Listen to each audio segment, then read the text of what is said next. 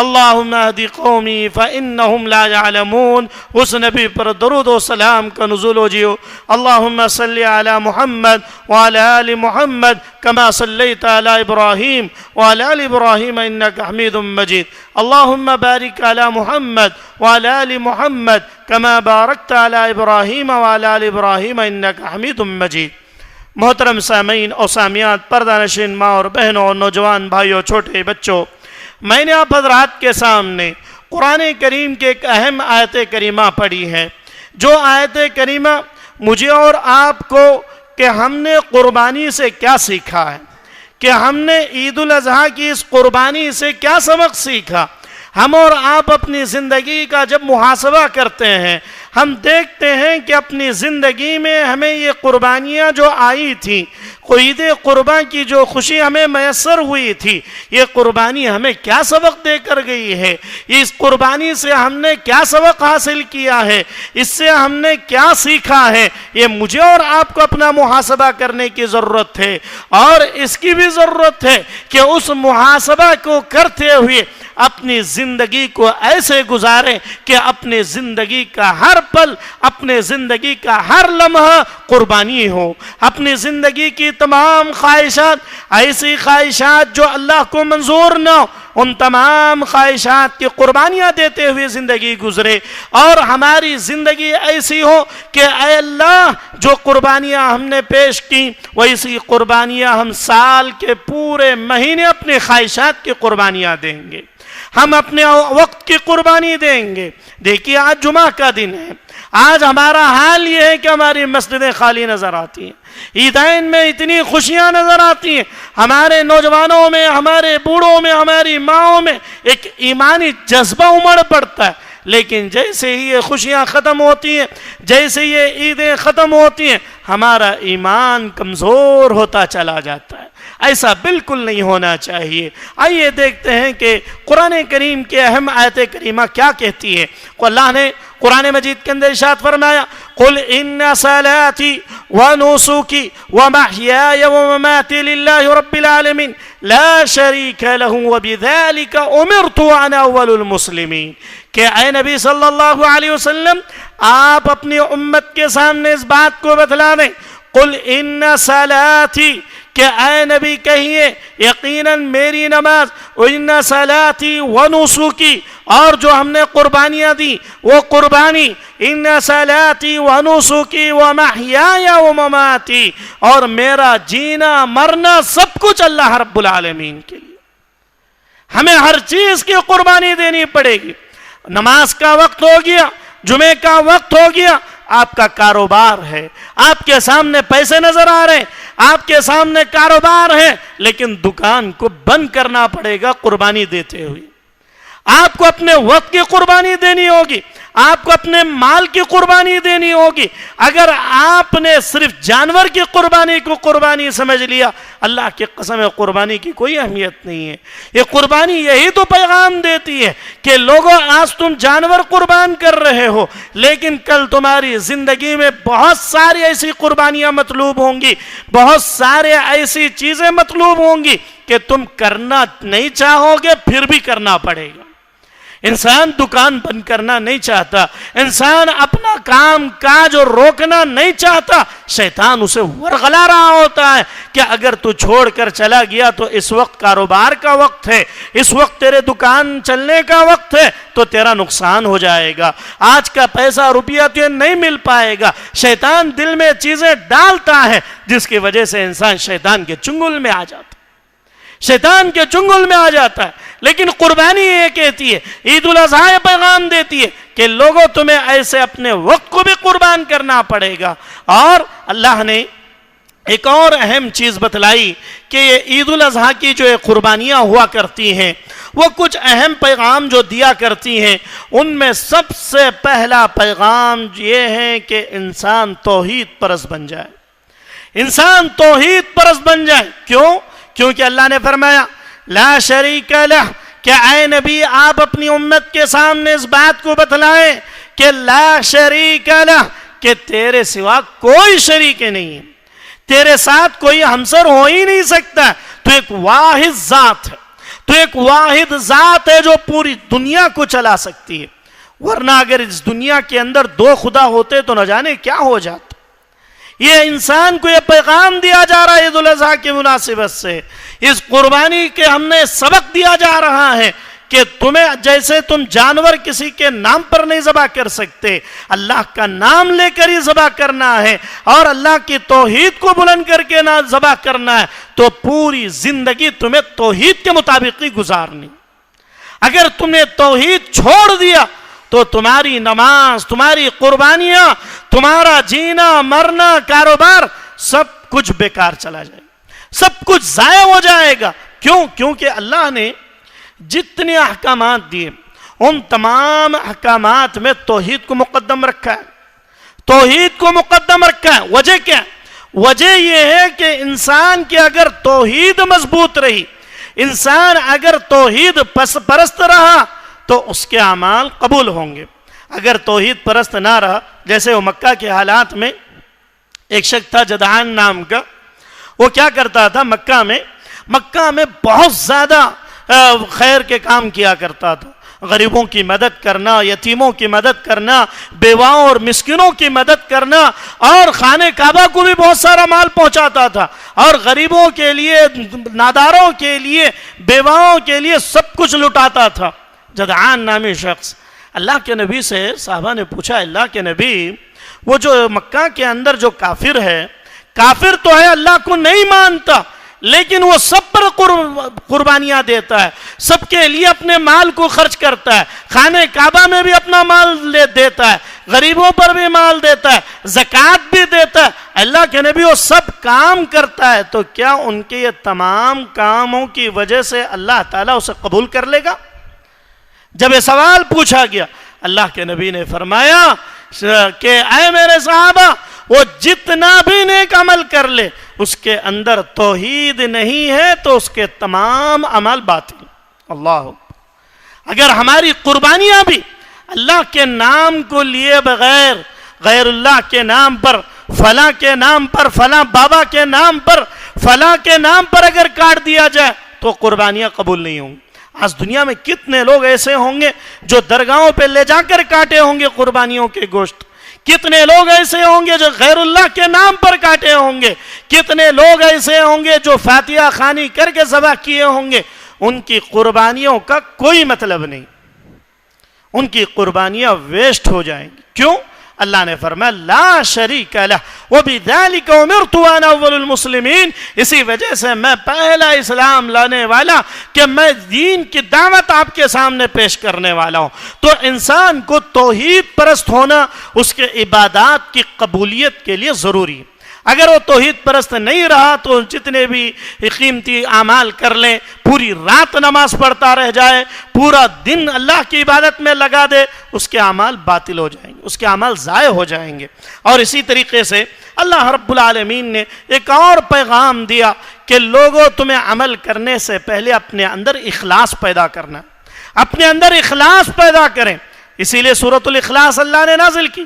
کیا کہ اللہ نے قل هو اللہ احد اللہ الصمد لم یلد ولم یولد ولم یکن له کفوا احد، کہ اے نبی صلی اللہ علیہ وسلم، آپ کفار مکہ کے سامنے، پوری امت کے سامنے اس بات کو پیش کر دیں کہ اللہ ایک ذات ہے، قل هو اللہ احد، اللہ کی ذات ایک ہے اور وہ تنہا ہے، اللہ الصمد، اور وہ بے نیاز ہے۔ جتنے غیر معبودان باطلہ ہیں ان تمام سے وہ بے نیاز ہیں، جتنے شرک اعمال ہوں ان تمام سے وہ بے نیاز ہے۔ لم یلد ولم یولد، نہ تو اس نے خود کسی کو جنا ہے اور نہ ہی وہ کسی سے جنا ہوا ہے، اور اس کے ہمسر، اس کا پلہ کوئی نہیں ہے۔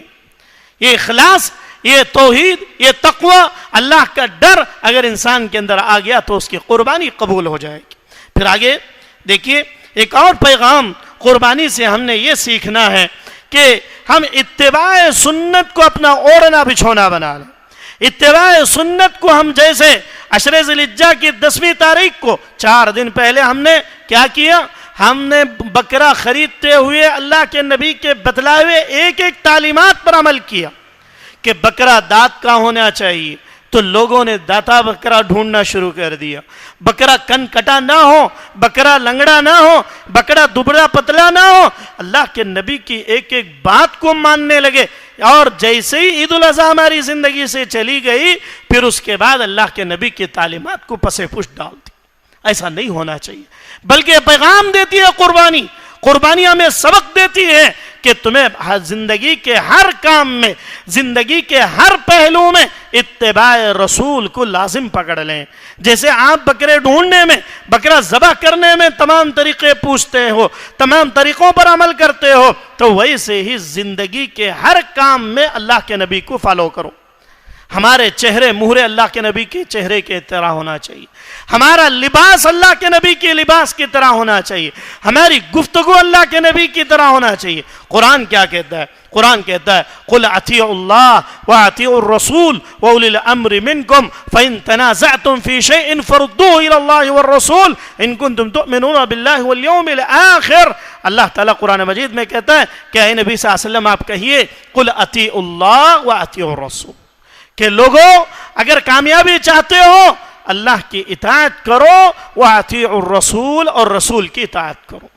اللہ کا حکم ہے قربانی دینا, اور اس کیسے دینا یہ اللہ کے نبی صلی اللہ علیہ وسلم کے طریقے ہیں, اللہ کے نبی کے بتلائے ہوئے تعلیمات ہیں. ان تعلیمات کو اگر ہم نے فالو کیا تو اپنی زندگی کے ہر کام میں, اپنی زندگی کے ہر پہلو میں ایسے ہی فالو کرو. کاروبار کر رہے ہو, دیکھو کہ اللہ کے نبی نے کن کن چیزوں سے منع کیا. اگر لین دین کر رہے ہو, دیکھو کہ اللہ کے نبی نے کس طریقے سے کیا تھا. ان کی زندگی میں وہ کام کیسے کیسے اعمال میں آئے, کیسے کیسے ان کی زندگی میں وہ چیزیں آئیں, دیکھنا پڑے گا. ہمیں صرف سال میں ایک مرتبہ اللہ کے نبی کی اطاعت نہیں کرنی, بلکہ زندگی کا ہر لمحہ, زندگی کا ہر پہلو ہمیں اپنے چہرے مہرے کو بھی اللہ کے نبی صلی اللہ علیہ وسلم کے سنت کے مطابق عمل کرنا چاہیے.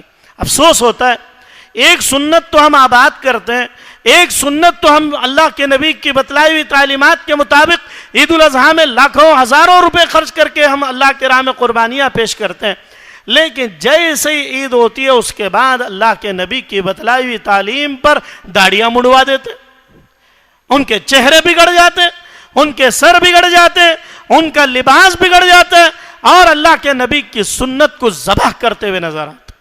یہ افسوس کا مقام ہے. ایک طرف عمل ہو رہا ہے, دوسری طرف اللہ کے نبی کی ایسی تعلیم کہ انبیاء کی جو 40 سنتیں, مشکات کے اندر خطیب بغدادی رحمہ اللہ نے پہلے ہی کچھ صفحات میں انہوں نے لکھا کہ 40 سنتیں ایسی ہیں جو ہر نبی کے اندر پائی جاتی تھی. ان سنتوں میں سے ایک اہم سنت یہ بتلائی گئی کہ کسی بھی نبی نے اپنی داڑھی کو نہیں کٹوایا. اپنے بغل کے بال صاف کرنا, اپنے بالوں کو صاف کرنا, اپنے بال ناخن کاٹنا, یہ تمام انبیاء کی سنت رہی ہے. لیکن داڑھی رکھنا یہ بھی انبیاء کرام کی سنت رہی ہے, تو اس کا بھی ہمیں لحاظ ہونا چاہیے. پھر آگے دیکھیے کہ چوتھا سبق جو ہمیں عید الاضحیٰ کی جو قربانی کی ہم نے پیش کی, اس سے ایک سبق یہ بھی ملتا ہے کہ ہم اپنے اندر تقوی اختیار کریں, تقوی اختیار کریں, اللہ کا ڈر اختیار کریں, اللہ کا خوف اختیار کریں. جیسے کہ میں نے بات کہی تھی کہ اللہ رب العالمین تمہاری قربانیوں سے, تمہارے اعمال سے یہی چاہتا ہے کہ تمہارے اندر تقوی پیدا ہو جائے, تمہارے اندر ڈر پیدا ہو جائے, تمہارے اندر خشیت پیدا ہو جائے. جیسے میں نے کہا کفار مکہ کیا کرتے تھے, اپنے جانوروں کے گوشت کو خانہ کعبہ پر لے جا کر چپکا دیا کرتے, اپنے خون کو لے جا کر خانہ کعبہ کو لگا دیا کرتے.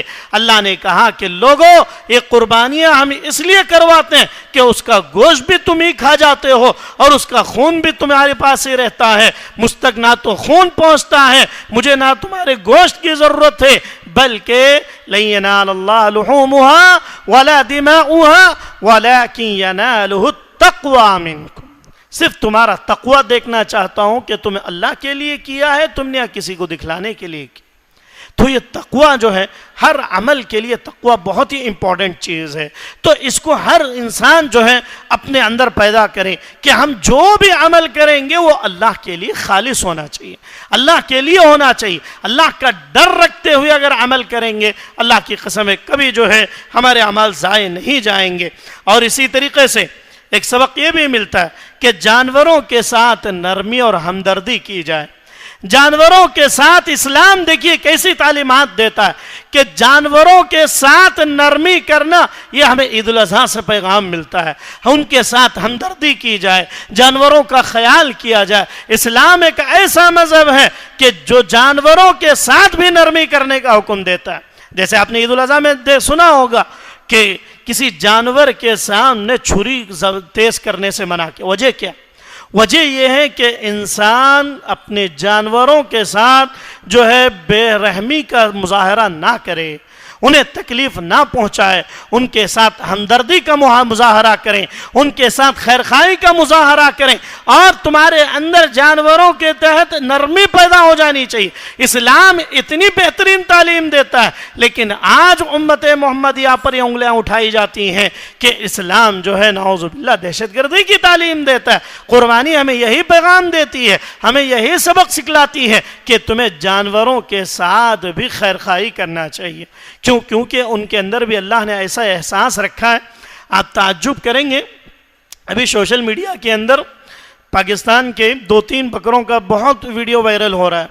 اس کے اندر ایک مالک نے اپنے بکرے کو کئی سال سے اس نے پالا. پالنے کے بعد جب اس کو خریداری کے لیے بازار میں لاتا ہے تو وہ بکرا اپنے مالک کو سے لپٹ کر اتنا روتا ہے کہ اس کی ویڈیو بنائی گئی. وہ دیکھ کر احساس ہوتا ہے کہ اللہ نے جانوروں کے اندر بھی انسانوں کے تحت نرمی کا مادہ رکھا ہے. اگر آپ جانوروں کے ساتھ خیرخواہی کریں گے تو وہ جانور آپ کے لیے خیرخواہ بن جائیں گے. وہ آپ سے اتنا لگاؤ ہو جائے گا کہ آنکھوں سے آنسو جاری ہو جائیں گے. اللہ اکبر.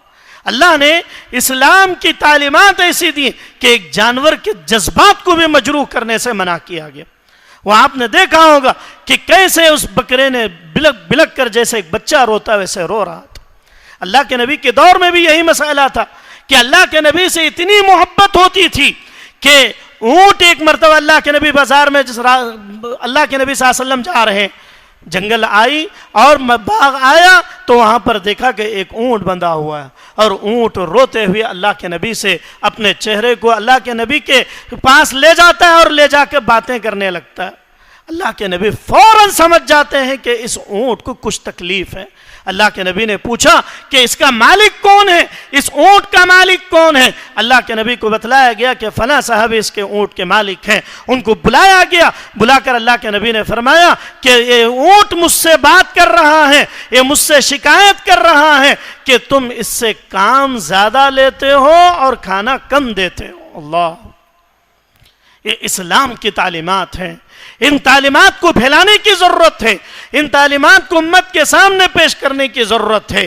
اور اسی طریقے سے اللہ کے نبی صلی اللہ علیہ وسلم کے بارے میں بتلایا گیا وَمَا أَرْسَلْنَاكَ إِلَّا رَحْمَةً لِّلْعَالَمِينَ, کہ ہم نے اے نبی آپ کو رحمت للعالمین بنا کر بھیجا ہے. اے نبی آپ کا کام یہ ہے کہ آپ دنیا والوں کے لیے رحمت بن جائیں, آپ دنیا والوں کے لیے رحمت للعالمین بن جائیں. پوری دنیا کے تمام چیزوں کے لیے آپ رحمت ہیں.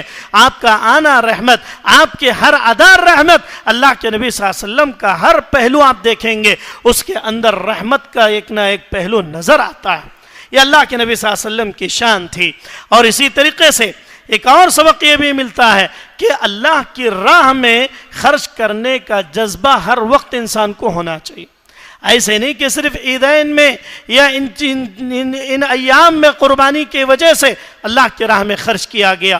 نہیں, اللہ تعالیٰ یہ پیغام دینا چاہتا ہے کہ اگر تم چاہتے ہو کہ تمہاری زندگیوں میں خوشیاں ایسی آتی رہیں تو تمہیں اللہ کے راہ میں عام دنوں میں بھی خرچ کرنے کی ضرورت ہے, عام دنوں میں بھی انفاق فی سبیل اللہ کی ضرورت ہے. اللہ سے اور ایک آخری سبق یہ کہ انسان جب عمل کر لے جائے تو کیا کرے؟ عمل کرنے کے بعد اللہ سے دعائیں بھی کرتا رہے. کہ اے اللہ جو ہم نے قربانیاں دی ابھی 4 دن 2 دن پہلے 3 دن پہلے، اللہ تو ان قربانیوں کو قبول فرما، اللہ ان قربانیوں کو قبول فرما۔ ربنا تقبل منا انک انت السمیع العلیم۔ اور یہ دعائیں بار بار پڑھتے رہنا چاہیے، کیونکہ انسان جو بھی عمل کرتا ہے ضروری نہیں کہ وہ قبول ہو جائے، ضروری نہیں کہ وہ قبول ہو جائے۔ اس لیے اسلاف کہا کرتے تھے ہم جو بھی نیک عمل کرتے تھے، عمل کرنے کے بعد اس کی قبولیت کے لیے الگ سے دعائیں کرتے تھے، الگ سے دعائیں کرتے تھے۔ تو آج ہمیں دعاؤں کی ضرورت ہے، اللہ کے سامنے دعائیں کرتے رہنا چاہیے، اللہ کے سامنے اپنے ہاتھوں کو پھیلانا چاہیے۔ اور اسی طریقے سے ایک اور چیز کہ ہندوستان کے اندر طوفانی ہوائیں زیادہ ہو چکی ہیں، کئی جگہوں پر حالات ایسے ہیں کہ لوگ پریشان ہیں، امت محمدیہ کی پریشانیاں دن بدن بڑھتے جا رہی ہیں۔ پوری دنیا کے مسلمان آج کے ڈیٹ میں حالات سے مارے ہوئے نظر آتے ہیں، خاص طور سے ہندوستان کے اندر ابھی ان ایام میں ایسی طوفانی ہوائیں، ایسے بارش اور نہ جانے ایسے صوبوں کے اندر کئی جانیں چلی گئیں۔ اس کی وجہ سے کئی کاروبار تباہ ہو گئے، ان بارشوں کی وجہ سے، ان موسموں کی وجہ سے۔ اللہ تعالیٰ سے دعا کریں کہ اللہ رب العالمین ایسے حالات ہمارے اوپر کبھی نہ لائے کہ جس کی وجہ سے ہماری زندگیاں تباہ ہو جائیں، ہمارے بچوں کی تعلیم برباد ہو جائے، ہمارے کاروبار تباہ ہو جائیں۔ اللہ تعالیٰ سے دعائیں کریں کہ اللہ ہمارے ان گناہوں کو معاف فرما، اللہ ہمارے خطاؤں کو درگزر فرما۔ اللہ یہ جو طوفانی ہوائیں ہیں جس کی وجہ سے کئی مسلمان، کئی غریب پریشان حال ہیں، اللہ ان کے پریشانیوں کو دور فرما، اللہ ان کی مصیبتوں کو دور فرما۔ اللہ ان موسموں کی وجہ سے کئی بزرگ حضرات ان کی طبیعتیں ناساز ہیں، جس کی وجہ سے ان کی طبیعتیں بگڑتی چلی جا رہی ہیں۔ کئی تو ایسے ہیں جو 60 سال 50 سال کے اوپر کے لوگ ان ٹھنڈی ہواؤں کی وجہ سے اپنی زندگی سے ہاتھ دھو بیٹھ رہے ہیں۔ اللہ تعالیٰ امت کی حفاظت فرمائے، امت کے بزرگوں کی حفاظت فرمائے، امت کے نوجوانوں کی حفاظت فرمائے۔ اے اللہ جو بھی تیری طرف سے ہوتا ہے اے اللہ اس کے اندر کچھ نہ کچھ خیر ہوتا ہے۔ اے اللہ ہمارے لیے ان تمام شر کی چیزوں کو خیر کی چیزیں بنا دے، ہمارے اعمال کو قبول فرما۔ اے اللہ ہمارے گناہوں کو معاف فرما۔ اے اللہ جتنے لوگ بیٹھے ہوئے ہیں اے اللہ جو لوگ پریشان حال ہیں اے اللہ ان کی پریشانیوں کو دور فرما، اے اللہ ان کی مصیبتوں کو دور فرما، اے اللہ ہماری قربانیوں کو قبول فرما۔ اللہ ہماری قربانیوں میں جو بھی کمی پیشی ہوئی ہے اللہ ان کمی پیشیوں کو دور فرما، اللہ مصیبتوں کو دور فرما۔ اللہ کہنے والے کو کہنے سے زیادہ، سننے والوں کو سننے سے زیادہ عمل کی توفیق عطا فرما۔ اللہ سیاکاریوں سے دور رہنے کی توفیق عطا فرما، اللہ گناہوں سے بچتے رہنے کی توفیق عطا فرما۔ آمین۔ والسلام علیکم ورحمۃ اللہ وبرکاتہ۔